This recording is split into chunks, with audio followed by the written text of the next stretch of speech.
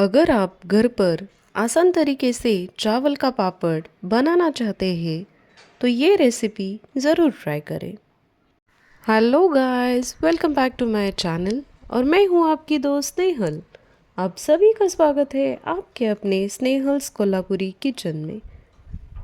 आमतौर पर घर घर में चावल दाल या खिचड़ी के साथ पापड़ खाना लोग पसंद करते हैं, लेकिन जब इसे बनाने की बात आती है तो उसे बेलने, धूप में सुखाने, स्टोर करने जैसी तमाम झंझटों को सोचकर हम हाथ खड़ा कर देते हैं।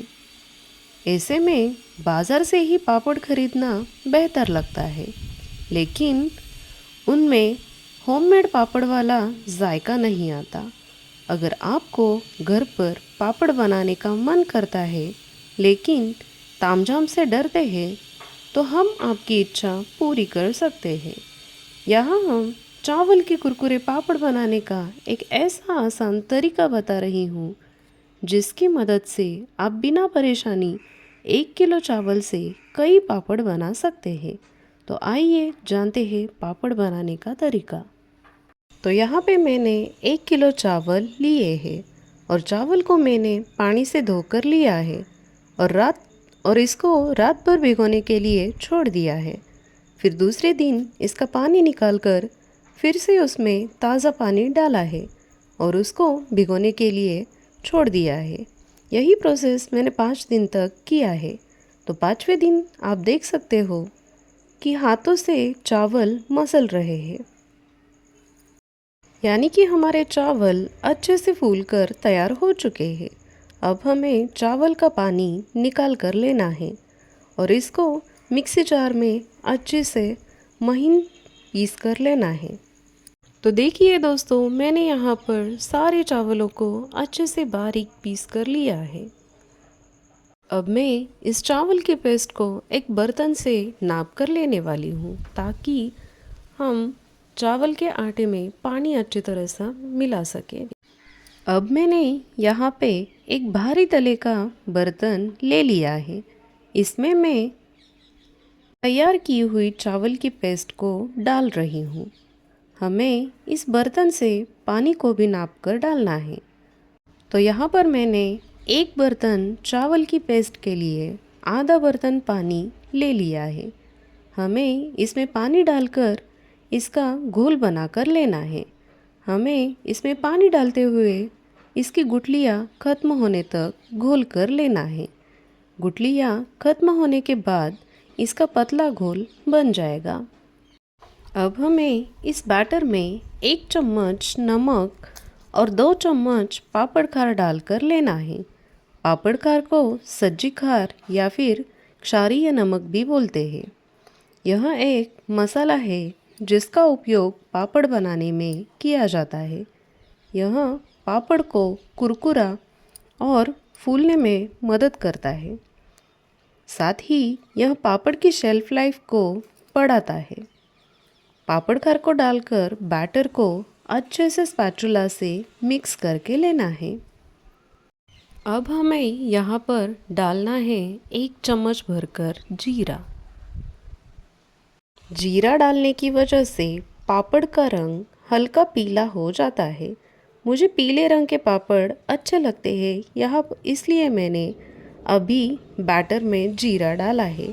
अगर आपको पापड़ का रंग सफ़ेद अच्छा लगता है तो आप जीरा आटा गूंथते वक्त डाल सकते हो, या फिर आप जीरे की जगह तिल, अजवाइन या फिर चिली फ्लेक्स का भी इस्तेमाल कर सकते हो। अब हमें जीरा डालकर बैटर को अच्छे से मिक्स करके लेना है और इसको चढ़ाना है गैस के ऊपर और गैस की फ्लेम रखनी है हाई। अब हमें हाई फ्लेम पर पलटा चलाते हुए 5 मिनट तक इस बैटर को पका कर लेना है। 5 मिनट के बाद गैस की फ्लेम हमें मीडियम रखनी है। आप देख रहे हो यहाँ पे कि छोटे छोटे लम्स बनकर तैयार हो रहे हैं। इसको हमें ऐसे ही लगातार पलटा चलाते हुए पका कर लेना है। हमें पलटा चलाते ही रहना है, बीच में हमें पलटा चलाना छोड़ना नहीं, नहीं तो फिर हमारे बैटर में लम्स पड़ जाएंगे। इसलिए हमें पलटा कंटिन्यू चलाते रहना है। तो हमें इस आटे को और 2 से 3 मिनट तक ढक कर पका कर लेना है। अब हमें आटे को चेक करके लेना है। तो देखिए यहाँ पे हमारा आटा तैयार है। अब हमें इस आटे को परात में निकाल कर लेना है और एक एक गोला उठाकर हमें कटोरी की सहायता से इसमें पड़े हुए लम्स पूरी तरह से मोड़ मोड़ कर निकाल कर लेने हैं। थोड़ा सा पानी का हाथ लगाकर हमें कटोरी की सहायता से आटे को अच्छे से गूंद कर लेना है। हमें एक छलनी लेनी है और गूंदे हुए आटे के छोटे छोटी लोइयाँ बनाकर हमें इस छलनी में डाल देना है। हमें एक बर्तन लेना है और इस बर्तन में हमें 4 से 5 गिलास भरकर पानी डालना है और पानी जैसे ही हल्का सा गर्म हो जाए हमें इसके ऊपर रख देनी है जो गोले बनाकर रखी हुई छलनी, और छलनी पर ढककर हमें इन गोलों को 5 से 7 मिनट तक पकने के लिए छोड़ देना है। 7 मिनट के बाद हम गोलों पर का ढक्कन उठाकर देखेंगे। तो देखिए फ्रेंड्स, यहाँ पर हमारे गोले अच्छे से पककर तैयार हो चुके हैं। इसी तरह से हमें बाकी गोलों को भी पका कर ले लेना है। यहाँ पर मैंने ठंडे किए हुए 2 गोलों को हाथों से ही मसल कर ले लिया है। तो देख सकते हो दोस्तों कि हाथों में आटा बिल्कुल भी चिपक नहीं रहा। इसका मतलब ये है कि हमारे जो गोले हैं वो अच्छे से पक कर तैयार हो चुके हैं। अगर आपके बनाए हुए गोले हाथों में चिपक रहे हैं तो इसका मतलब है कि आपके गोले अभी अंदर से कच्चे हैं। तो इसको थोड़ा सा और थोड़ी देर पकाने के लिए छोड़ दीजिए। अब हमें परात में सारे गोलों को लेकर अच्छे से कटोरी की सहायता से इसको अच्छे से मसल कर आटे के जैसे गूंद कर ले लेना है। अब हम इसी तरह से सारे गोलों को कटोरी की सहायता से अच्छे से मसल कर आटे के जैसे गूंद कर लेंगे। अब हमें गूंदे हुए सारे आटों को एक साथ करके फिर से एक बार गूंद कर लेना है और हमें इस गूंदे हुए आटों की लोइयाँ बनाकर लेनी है। हमें सारे आटों की लोइयाँ बनाकर एक डिब्बे में रख देनी है। तो देखिए फ्रेंड्स, यहाँ पर मैंने सारे आटे की लोइयाँ बनाकर रख ली है।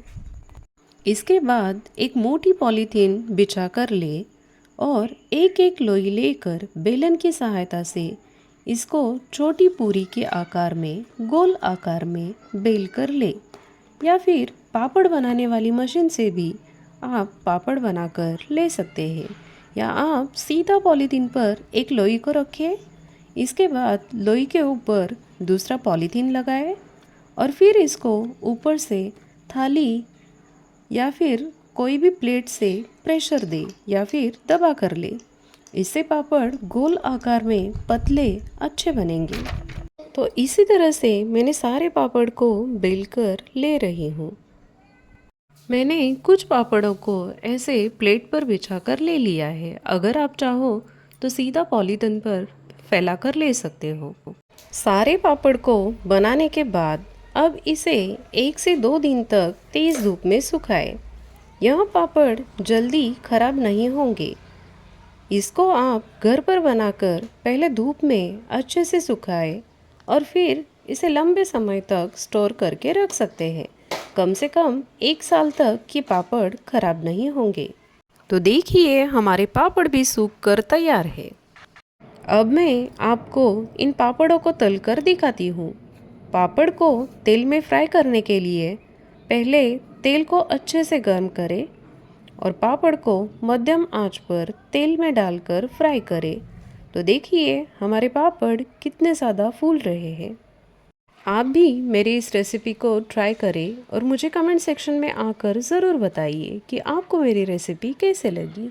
तो आप देख सकते हो दोस्तों, यहाँ पर हमारे कच्चे पापड़ों से तले हुए पापड़ 4 गुना या फिर 6 गुना फूलकर तैयार हो चुके हैं। मैं आपको एक पापड़ तोड़कर भी दिखाती हूँ, आप उसकी आवाज़ सुनिए।